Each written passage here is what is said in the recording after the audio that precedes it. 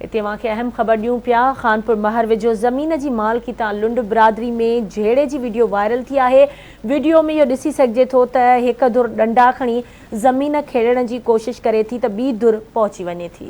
बिल्कुलु नाज़रीन, झेड़े दौरान लठियूं लॻण सबबि हिकु नौजवान मोर लुंड ज़ख़्मी थी पियो आहे। खेसि थाणे ते आंदो वियो। पुलिस वाक़ियो यारो लुंड थाणे जी हद में थियण जो जावाज़ ॼाणाए लेटर ॾियण बदिरां वापसि करे छॾियो आहे। जवाबदार बशीर, मंज़ूर, रशीद, रजब लुंड असांजी ज़मीन ते कब्ज़े जी कोशिश करणु चाहिनि था। रोकण ते जवाबदारनि ॾंडा हणी मुंहिंजे भाउ खे मरड़िंग कयो आहे। ज़ख़्मी जे भाउ निज़ाम लुंड इहो मौक़िफ़ इख़्तियार कयो आहे।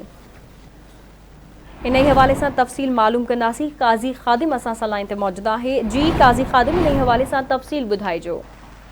हाँ जी, बिल्कुल ही खानपुर मार वेझो ॻोठ सोबो लुंड है, जिते ज़मीन की मालकी सां लुंड बिरादरी विच में झेड़ो थी पियो आहे। झेड़े जी वीडियो जेका है सोशल मीडिया से वायरल थी वही है। जॾहिं त वीडियो में ॾिसी सघिजे थो त हिकु धुर डंडा बरदार थी ज़बरदस्ती ज़मीन खणण जी कोशिश करे रही है, त ॿी धुर बि पहुची वई आहे। मां ॿुधाईंदो लाइ त हिकु धुर जे ॿुधाए थो वञे त हिकु धुर जे जवाबदारनि जूं लठियूं ऐं डंडा लॻण करे हिकु नौजवान मोर लुंड आहे जेको ज़ख़्मी थी पियो आहे, जंहिंखे वारिस खानपुर मार थाणे ते खणाया आया। जॾहिं त खानपुर मार पुलिस वाक़े जो यारो लुंड थाणे जी हद थियण जो जवाब ॼाणाए ज़ख़्मी खे लेटर ॾियण बदिरां उन्हनि खे वापसि करे छॾियो आहे। इन हवाले सां ज़ख़्मी जो जेको भाउ आहे निज़ाम लुंड, उन ॿुधायो त जवाबदार बशीर, मंज़ूर।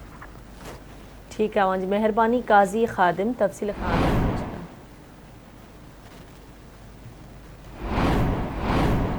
विजय कुमार मेंगवाड़ मथां तशद्दुद वारे मामले जी अॼु घोटकी जी अदालत में ॿुधणी थी हुई, जंहिं दौरान अदालत पारां अॼु केस दाख़िल करे रिपोर्ट पेश करण जो हुकुम ॾिनो हो। जॾहिं त अदालत जे हुकुम ते नौजवान विजय कुमार जी फरियाद ते खानपुर मार थाणे ते SHO खानपुर मार अरबिलो समेजो पुलिस एहलकार आहे पुनल नुआणी ऐं चइनि हिंदू दीवाननि बच्चाराम, मोतीराम, हरेश कुमार ऐं अमरेश कुमार ख़िलाफ़ केस दाख़िल कयो वियो आहे।